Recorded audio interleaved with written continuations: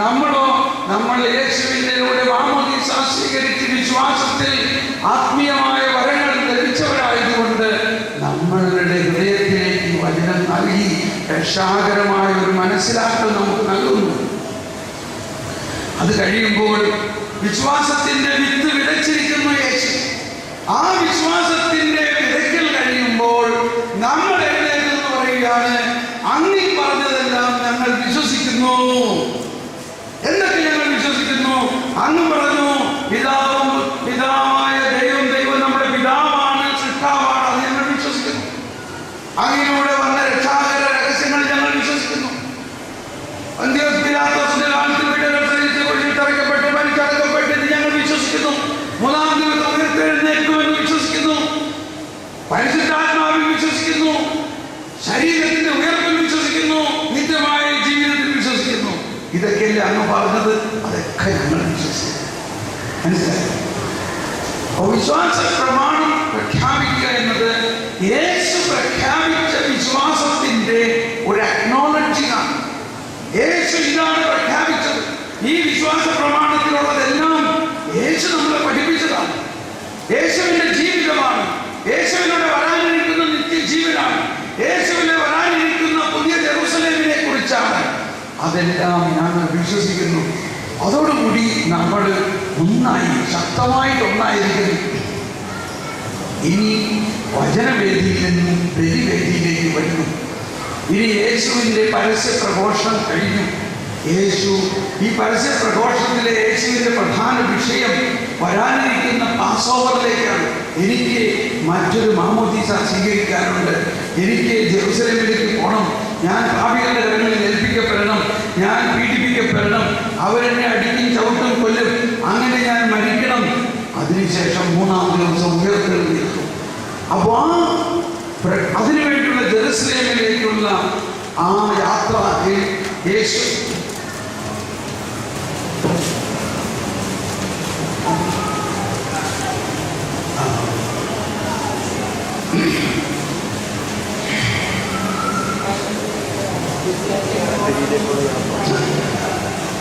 അവിടെ ഒരു രാജകീയ പ്രവേശനമാണ്. ആ രാജകീയ പ്രവേശനമാണ് കഴുതപ്പുറത്ത് യേശു വന്നുകൊണ്ട് ഓശാന പാടി അവിടേക്ക് പ്രവേശിക്കുന്നത്. അവരാരെങ്കിലും അറിഞ്ഞു ഈ രാജകീയ പ്രവേശനത്തിന്റെ ആത്മീയമായ അർത്ഥം? അങ്ങനെ നമുക്കറിയാം. അവിടെ യേശുവിൻ്റെ പീഠാനുഭവ യാത്ര ആരംഭിക്കുന്നു. അതാണ് നമ്മൾ സമർപ്പണത്തോടുകൂടി നമ്മൾ കാഴ്ച വസ്തുക്കളെല്ലാമായി നമ്മളും കാഴ്ച അർപ്പിക്കുന്നു. നമ്മൾ കാഴ്ച അർപ്പിക്കുന്നതോടൊപ്പം തന്നെ നമ്മളുടെ മനസ്സിൽ എല്ലാ ഒരുക്കങ്ങളുമായി യേശുവിൻ്റെ ഈ ബലിയർപ്പണത്തിലൂടെ പ്രപഞ്ചത്തിൽ മുഴുവനും കിട്ടാനിരിക്കുന്ന ഈ വലിയ അനുഗ്രഹത്തിനെ പ്രതി സ്വർഗവും മാലാഖമാരെല്ലാം കീർത്തനം പാടി ഒരുങ്ങുകയാണ്.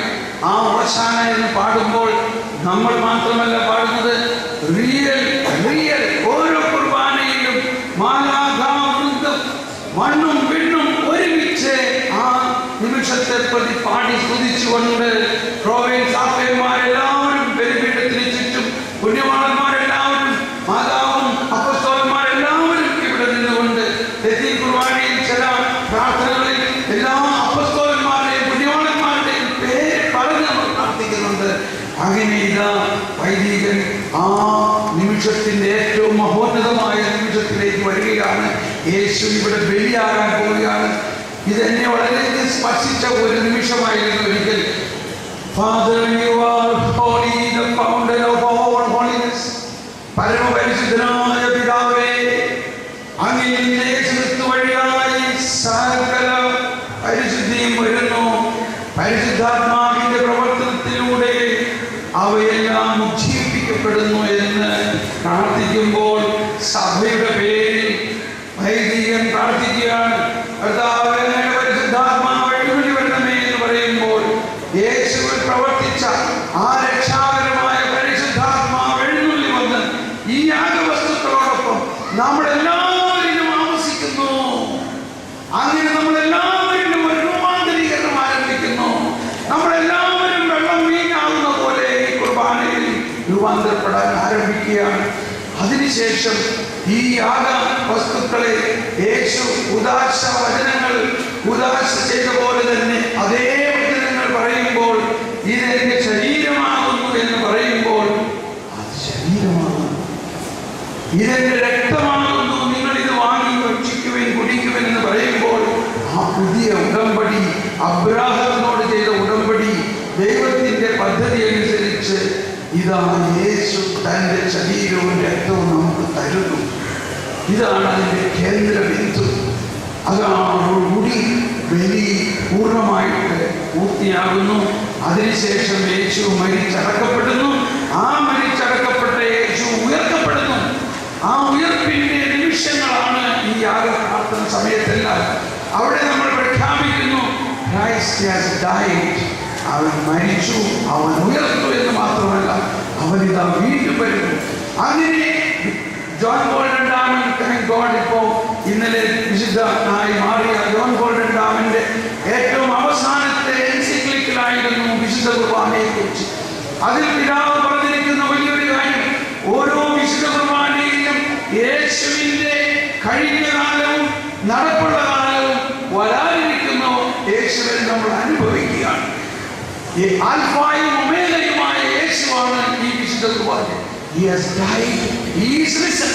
ഇവിടെ ഈ കുർബാനയിൽ എഴുന്നള്ളിയിരിക്കുന്ന ഈശോ ജെറുസലേമിൽ, പുതിയ ജെറുസലേമിൽ ഉയർപ്പിൽ അന്ത്യവിധി സമയത്ത് നമ്മൾ കണ്ടുമുട്ടാനിരിക്കുന്ന ആ ഒമേഗ പോയിന്റ് തന്നെ ഇവിടെ വന്നിരിക്കുന്നു.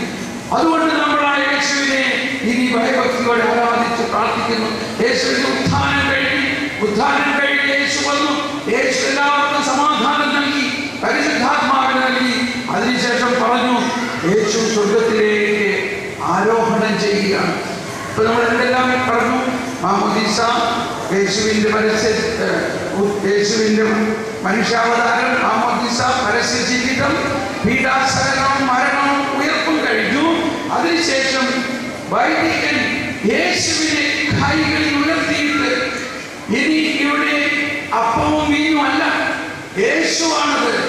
Through him, with him, in him, in the unity of the Holy Spirit. അങ്ങനെ വൈദികൻ പരമപരിശുദ്ധനായ പിതാവേ, അങ്ങേക്ക് അങ്ങിലൂടെ അങ്ങിൽ നിന്ന് ഇതെല്ലാം അങ്ങയുടെ മഹത്വത്തിനായി കാഴ്ചവെക്കുന്നു എന്ന് പറയുമ്പോൾ യേശു, ഉദ്ധിതനായ യേശു സ്വർഗ്ഗാരോഹണം ചെയ്യുക. അവിടെ വെച്ച് പറയുകയാണ്, നിങ്ങൾ ഇവിടെ തന്നെ കൂടി നിൽക്കുവിൻ, നിങ്ങൾക്ക് പോകരുത്. നിങ്ങൾ എന്റെ വാഗ്ദാനമായ പിതാവിന്റെ വാഗ്ദാനമായ പരിശുദ്ധാത്മാവിനെ ലഭിക്കുന്നതുവരെ ആരും പോകരുത്.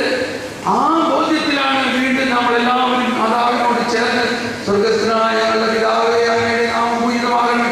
അങ്ങനെ ആ സ്വർഗസ്ഥനായ പിതാവിന്റെ പ്രാർത്ഥന 10 ദിവസം 9 ദിവസം അവരങ്ങനെ പ്രാർത്ഥിച്ച് അവിടെ കൂടിയിരുന്നു. അതിനുശേഷം ഇതാ പന്തക്കുസ്തായി ദൈവം ഇറങ്ങി വന്നു.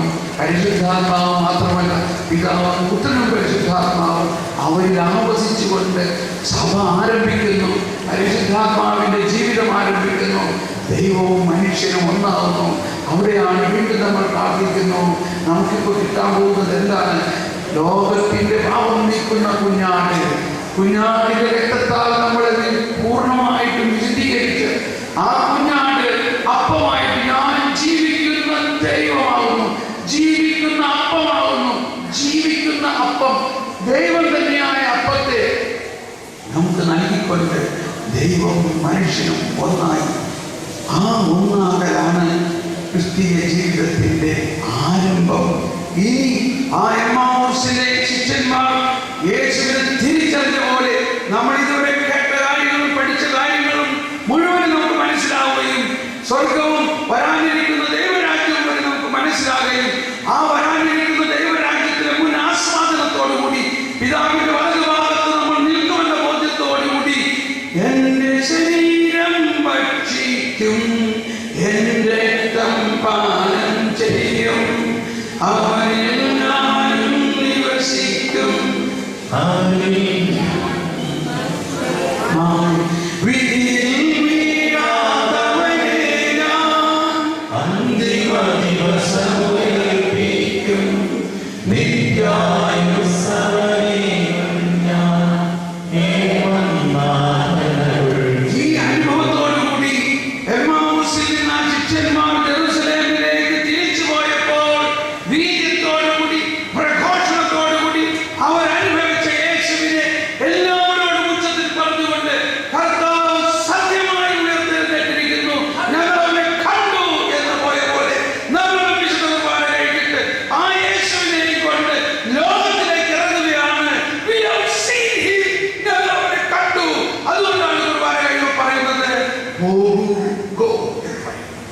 അവിടെ നമ്മുടെ പ്രഘോഷണ ജീവിതം ആരംഭിക്കുന്നു. ക്രിസ്തുവിന്റെ ശിഷ്യൻ ക്രിസ്തുവായി മാറി ക്രിസ്തുവിനെ കൊടുക്കുന്നവരായിട്ട് മാറുന്നു. ഇന്ന് ഈ ബോധ്യത്തോടെ വിശുദ്ധ കുർബാനയുടെ ഓരോ നിമിഷങ്ങളും ദൈവത്തിന്റെ അത്യുന്നതമായ അനുഭവമാണെന്നും സ്വർഗം ഭൂമിയിൽ തന്നെ ഇവിടെ തന്നെ പ്രവർത്തനമാകുകയാണെന്നും പ്രത്യേകിച്ച് അച്ഛൻ കുർബാന അർപ്പിച്ചപ്പോൾ വളരെ മനോഹരമായിട്ട് കുർബാനയുടെ എല്ലാ പ്രാർത്ഥനകളെയും നമ്മൾ ഹൃദയപൂർവ്വം സ്വീകരിച്ച് അതിലെല്ലാം പങ്കിട്ടുകൊണ്ട് ഇന്നത്തെ ഈ ഒരു വിശുദ്ധ ബലിയർപ്പണം നിങ്ങളുടെ ജീവിതത്തിൽ ഒരിക്കലും മറക്കാത്ത സ്വർഗീയ അനുഭവമായി മാറണം. Praise the Lord.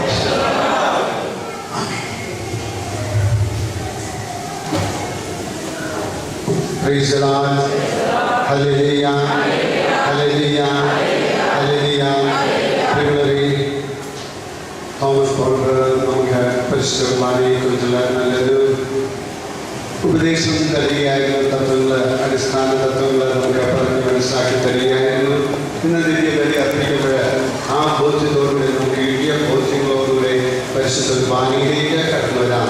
നമുക്ക് എല്ലാവർക്കും രണ്ട് കരങ്ങളും കർത്താവിനെ സ്തുതിക്കാം. യേശുവേ സ്തോത്രം.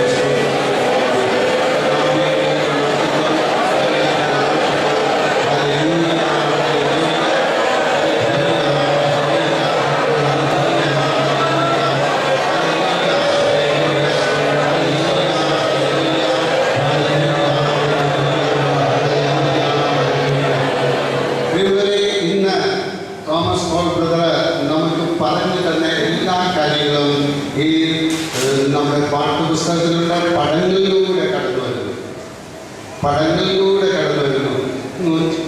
113 പേജിൽ അതിൻ്റെ പാഠപുസ്തകമാണ്. നിങ്ങൾ ഇത് കൊണ്ടുപോവുകയാണെങ്കിൽ കൂടുതൽ മനസ്സിലാക്കാനായിട്ട് സാധിക്കും. ഏതെല്ലാം കാര്യങ്ങൾ പറഞ്ഞിട്ടുണ്ടോ അതെല്ലാം ഈ പുസ്തകത്തിലെ പടങ്ങളോട് കൂടെയുണ്ട്. ഇതിന് ഈ പാഠപുസ്തകത്തിന് വില 35 രൂപയാണ്. നിങ്ങൾ വാങ്ങിച്ചുകൊണ്ട് പോവുക, നിങ്ങൾ ഉപയോഗിക്കുക. നിങ്ങൾക്ക് കൂടുതൽ സജീവതയോടുകൂടെ പരിശുദ്ധ കുർബാനയിൽ സംബന്ധിക്കുവാനായിട്ട് സാധിക്കും. ആരെങ്കിലും ഈ പാഠപുസ്തകം വേണമെന്നുണ്ടെങ്കിൽ അപ്പോൾ എഴുതിക്കുക. ആർക്കെങ്കിലും വേണമെന്നുണ്ടെങ്കിൽ 35 രൂപയാണ്. 35 രൂപ കൊടുത്ത് നിങ്ങൾ വാങ്ങിക്കുക. നല്ലൊരു അനുഭവമായിരിക്കും. നോക്കിയാൽ പരിശുദ്ധ കുർബാന ദൈവപിതാവിന് അർപ്പിക്കപ്പെടുന്ന ആ വലിയ ആരാധനയിൽ പരിശുദ്ധാത്മ നിറവിൽ നമ്മൾ ഓരോരുത്തരും അർപ്പിക്കുകയാണ്. ദൈവത്തിൻ്റെ ആ പശ്ചാത്തലം നമുക്ക് ഓരോരുത്തർക്കുമുണ്ട്. കരങ്ങൾ ഉയർത്തിക്കൊണ്ട് നമുക്ക് കർത്താവിനെ സ്തുതിക്കാം. യേശുവേ സ്തോത്രം, സ്തോത്രം കർത്താവേ. കർത്താവിലേക്ക് മഹത്വം, ആരാധന. Hallelujah, hallelujah. ദയവായിട്ട് ആരും പ്രത്യേകിച്ച് പോകരുത്.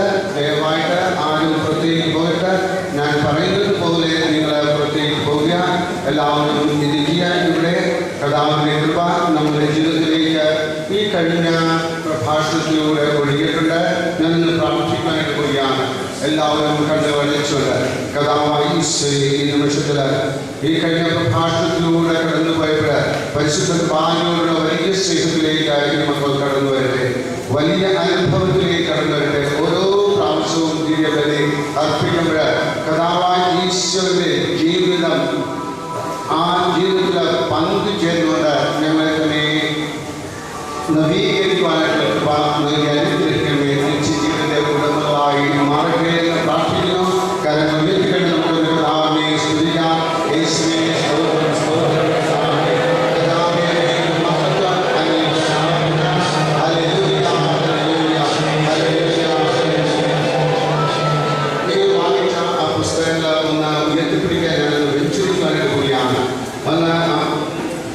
പുസ്തകങ്ങൾക്ക് വേണ്ടി പ്രാർത്ഥിക്കാനായിട്ട് പോവുകയാണ്. നിങ്ങൾ എപ്പോഴെല്ലാം ദിവ്യ ബലിയിൽ പങ്കെടുക്കുന്നു അപ്പോഴെല്ലാം വലിയ അനുഭവം നിങ്ങളുടെ ജീവിതത്തിലേക്ക് കടന്നു വരണം.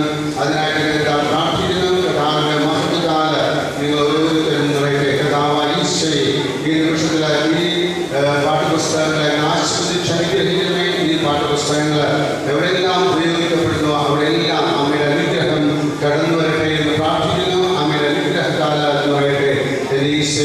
ഈ മക്കൾക്ക് വലിയ ദൈവാനുഭവത്തിലേക്ക് കടന്നു വരുവാനുള്ള വലിയ അനുഗ്രഹം ലഭിക്കട്ടെ എന്ന് പ്രാർത്ഥിക്കുന്നു. സർവശക്തനായ ദൈവം പിതാവും പുത്രനും പരിശുദ്ധാത്മാവും ഈ പുസ്തകങ്ങളെ ആശീർവദിച്ച് അനുഗ്രഹിക്കുമാറാകട്ടെ.